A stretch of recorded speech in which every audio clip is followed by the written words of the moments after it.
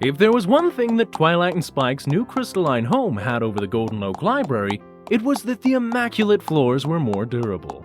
The Golden Oak Library had received several floor replacements due to Twilight's habit of wearing literal trenches into the wood where she nervously paced around.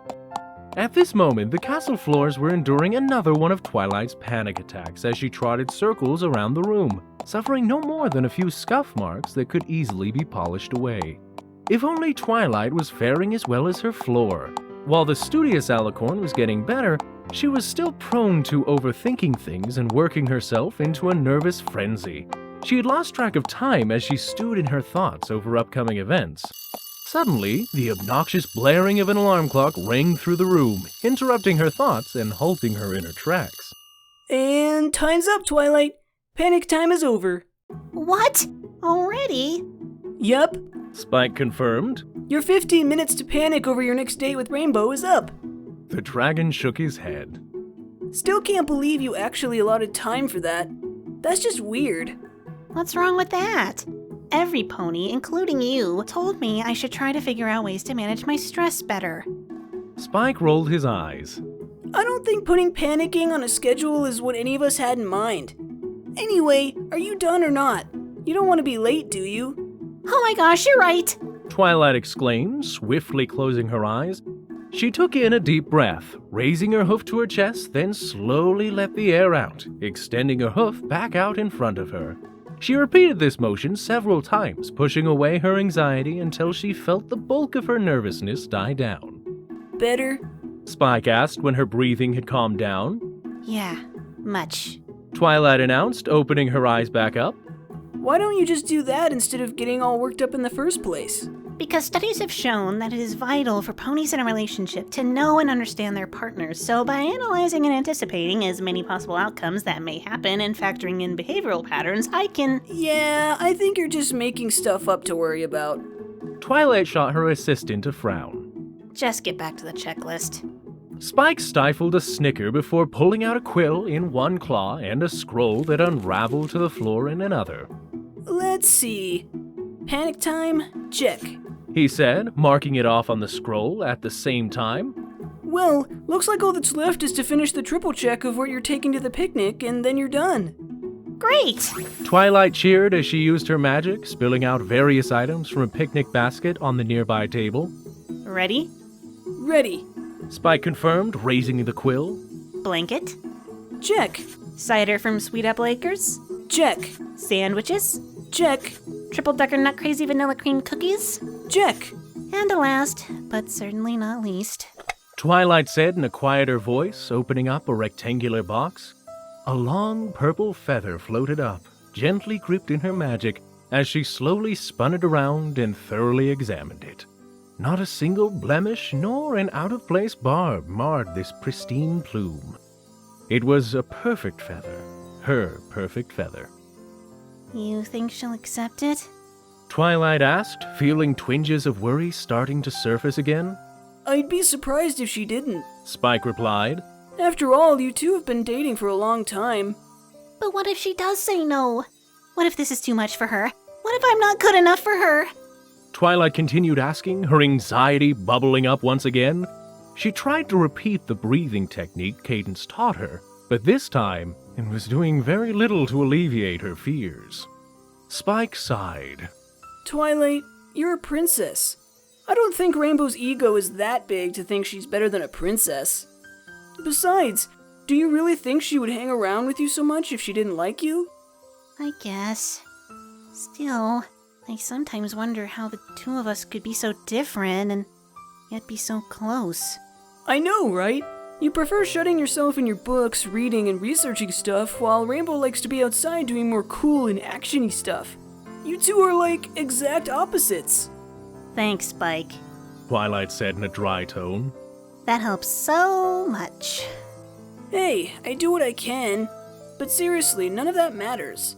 The important thing is that you guys make each other happy and care for each other. Thanks, Spike. Twilight said with a smile, feeling her doubts wash away.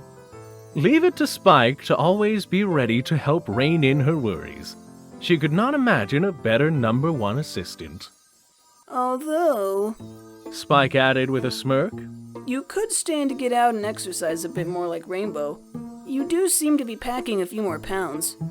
Twilight rolled her eyes. Then again, she would not mind an assistant with a bit less snark. Yeah, laugh it up. I could say the same thing with you.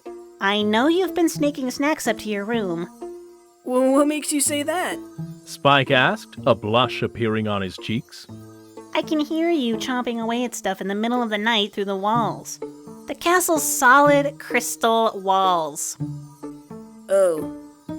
Twilight flashed a smirk of her own at the increasingly reddening dragon before turning her attention back to the object still hovering in her magic. Anyway, back to the checklist. Feather? Right. Check. Well, that's everything. You're all set for your date. You sure you don't want to come? Twilight asked as she carefully tucked the feather back into the box and packing it, along with all of the other items, into the basket. While I'm going to be busy with Rainbow, I'm sure there's something fun you can do at the Harvest Festival. I also heard this year's fireworks are going to be the biggest yet. Meh. Spike replied with the wave of a dismissive claw. I don't want to be around you two when things get mushy. Besides, I've got a bunch of Power Pony comics I've been dying to read. Twilight chuckled as she made her way outside, picnic basket in tow. All right then, just don't stay up too late. Bye, Spike. See you, Twilight. Good luck. Right before Twilight closed the castle door, she yelled back. And don't pig out on snacks again. A grin sprouted on her face when she was rewarded with a loud groan. Taking a deep breath, Twilight started making her way to the outskirts of Ponyville where the celebration was being held. Other ponies were heading up the same direction as her, but other than a simple greeting, they left the Purple Princess alone with her thoughts. It did not take long for Twilight's mind to wander back to her feather. Having spent most of her life as an introverted unicorn, Twilight never paid too much attention to the other ponies, let alone the customs of pegasi.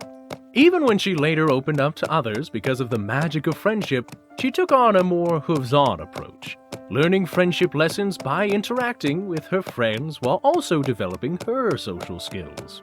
However, when she and Rainbow started dating, things evolved to a whole new level, sending Twilight into distress. She was still learning about friendship, and now that she had to also add love, it became a bit overwhelming. Juggling her relationship with her new mare friend along with everything else caused her to fall back to her beloved books for guidance. Obsessing over doing everything by the book led to many confusing and embarrassing moments for the two of them. Despite all of that, Rainbow still stuck by her, and so Twilight eventually learned that she had to follow her heart along with a bit of advice from friends instead of relying on printed words. Since then, she had never consulted her books on dating. That is, except one subject she did read that never left her mind. She had found out that pegasi had a long-time tradition of gifting their primary feathers. All pegasi had only a few primaries at any given time, and they were very precious. They were a big influence on how the wings interacted with the air, and on top of that, they took a long time to regrow them. Giving them away was a gesture of deep respect, trust, and most of all, love. To many pegasi, such a gesture was a big step in any serious relationship. After her ascension to Alicornhood, Twilight was both thrilled and terrified that she was able to participate in the ritual. Of course, Twilight being Twilight, she wanted everything to be perfect. After months of changing her diet, extensive wing cleaning, and painstaking measurements, she finally selected the perfect gift for Rainbow. The sound of many other ponies started to fill the air, letting Twilight know that she was getting close. The trip did not take too long, even accounting for the numerous times she stopped to check that her precious cargo was still inside the basket. When she made it to the clearing, she could see that at least half of the town had already congregated in the grass, setting up their own picnics and games. Wanting a bit of privacy for their date night, Twilight picked out a spot on top of a small hill. It was distant enough so that they would not be disturbed by a lot of noise, while also providing a better view of the upcoming fireworks. It only took a moment of Twilight's magic for a blanket to be spread upon the grass and then lined with all the food and beverages she packed. After taking a moment to carefully tuck her present into the corner of the basket, She sat down and looked up, scanning the skies for her mare friend. Twilight patiently waited, even when the time they agreed to meet up had ticked away. While she knew Rainbow well enough to know that the brash Pegasus was a bit notorious for being late, she remained calm. Rainbow would come. She always would. Boo! Twilight screamed, rocketing high up into the air. She quickly spun around, glaring down at the blue Pegasus, rolling in laughter on the ground. Rainbow, why do you keep doing that? Because it's fun. Rainbow replied amidst her chortles. Twilight rolled her eyes, channeling her magic through her horn. Hey, stop that. Rainbow cried out as patches of glowing magenta covered her body and her laughter intensified. But I thought you wanted to have fun. I thought you liked to have a good laugh. Twilight replied with a devious grin looming above her ticklish victim. No, fair. You know what you have to say, Dashy. Never. Oh, look, it seems I forgot about your hooves. Okay, I'll say it. Twilight's horn finally stopped glowing as Rainbow stopped writhing on the floor and gasped for breath. So? Twilight asked. You're my pretty pony princess. Twilight giggled and helped pull Rainbow back on her hooves.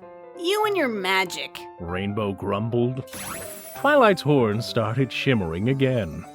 You and your magic, that's so awesome and would never ever be abused on your mare friend. Rainbow quickly amended. Twilight giggled again and was promptly met by Rainbow sticking out her tongue. A moment later, she let out a hum of satisfaction when Rainbow leaned in and nuzzled her. Sorry for being late. Rainbow apologized. Had to spend a bit of extra time making sure things would be clear for tonight. Don't worry about it. I bet you're hungry, though. Twilight replied, pointing to the spread she brought. Aw, yeah, you're the best, Twi! Rainbow cheered before diving into the food. Twilight smiled and joined her mare friend, albeit at a more sedate pace. When Rainbow finished her initial binge and started to slow down from keeping her mouth full, they began talking. They went over many topics, ranging from Rainbow's best tricks, Twilight's newest research, any noteworthy events, and even Pinky's latest party-based weaponry. It didn't matter what they were discussing, they were just happy to be together and listening to each other. Their conversation was interrupted by a flash in the sky, and they both looked up to see that the fireworks had started. Silence fell between them, letting the blooms of colorful explosions above them and the faint cheering of the other ponies below fill the air. Twilight leaned into Rainbow's shoulder and happily sighed when she felt a wing drape over her. They continued to watch the dancing of the lights go on, each moment of the show growing more and more fantastic. But Twilight's attention eventually started drifting back to what still laid in the basket. Presenting her gift would prompt Rainbow to either accept it and bring them even closer, or refuse it and possibly bring a halt to their relationship. Although Twilight knew that the former was more likely to happen, the fear of the latter outcome weighed far heavier on her mind. Before Rainbow arrived, she had prepared herself to follow through with the task. But now that she was safely enveloped in her lover's wing, she did not want to risk losing out on that, nor any other amazing moments they shared together. The temptation to simply wait for another night crept up. She would just do the deed when she was more ready, and there was a better, safer moment. But what if that moment never came? What if she never worked up the courage? It was possible their relationship could remain in its current state for an indefinite amount of time, but Rainbow was too special to allow their bond to stagnate. Twilight wanted their love to keep on growing, even though she did not know where it would lead. Each step further strengthened their bond and brought happiness to both of them. Twilight took a deep breath. She had planned to make this their moment, and she was going to seize it. Hey, Rainbow? I have something to give to you. Rainbow looked away from the fireworks, giving her full attention to Twilight. Oh, cool! You got me a gift? Yeah, you could say that. Twilight replied, using her magic to bring the box into her hoof. It's actually something I've been preparing for months. Knowing you, it's probably because you went all crazy making sure it was absolutely perfect. Rainbow teased. Twilight giggled nervously, a blush appearing on her face. Yeah, you could say that. Rainbow wrapped her hooves around her, bringing her in for a hug. Aw, you know I'm kidding, Egghead. It's awesome that you went through so much trouble to get me something. So, what did you get me? I hope you like it. Twilight replied.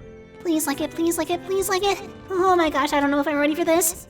Rainbow grabbed the box but frowned when she could not pull it away. Twi, you can let go now. But right, sorry. Twilight squeaked, relinquishing her prize. Rainbow opened the box and her eyes widened when she saw what was inside. Whoa. Is this what I think it is? It's one of my feathers. Twilight answered, taking a deep breath before continuing. A primary, to be exact. I know that pegasi give them to ponies who are really close to them, and now that I'm part Pegasus, I wanted to give one to you. Rainbow, I've never been happier since we started dating. You make me feel special, and not just because I'm a princess or a savior of Equestria. You like me for being me. I want you to have this feather because you mean so much to me. And I want us to be together for the rest of our lives. Twilight let out a huge sigh of relief after her confession. The tightness in her chest returned when she saw the Pegasus was still silent and had her eyes glued to her gift. She gulped, anxiously awaiting a response from Rainbow. Each second that ticked by felt like an eternity of fear and doubt. Rainbow? Twilight quietly asked when she could not bear the weight anymore. You actually gave me your feather. Rainbow whispered. Yes. To Twilight's horror, Rainbow burst out laughing. What was usually a joyful sound to hear never felt so cold. She's laughing.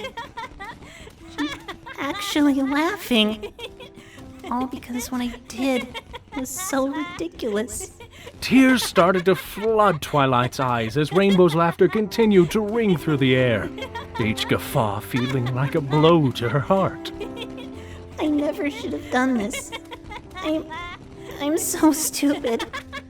No longer able to look at her now likely ex-mare friend, Twilight averted her gaze to the ground, letting her tears freely drip onto the grass below. She quietly sobbed, feeling herself grow hollow and weak.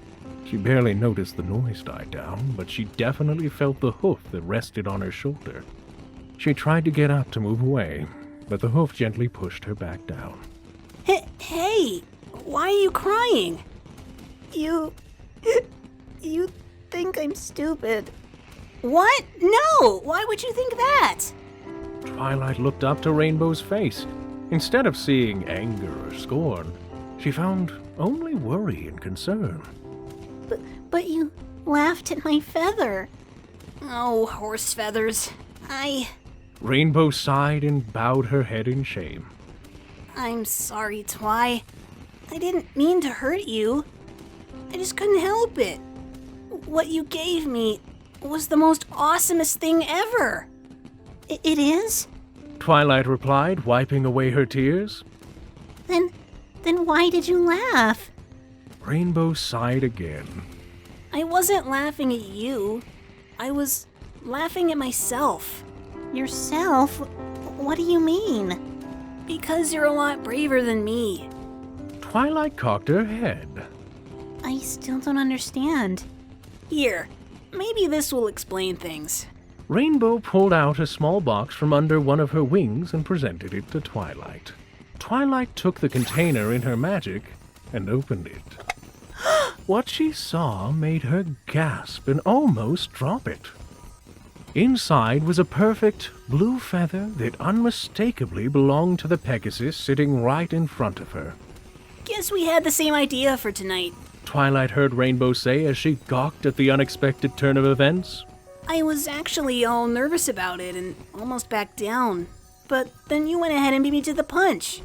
Should have figured though, since you're the only pony more awesome than me. So, how about it? I'll accept your feather if you take mine.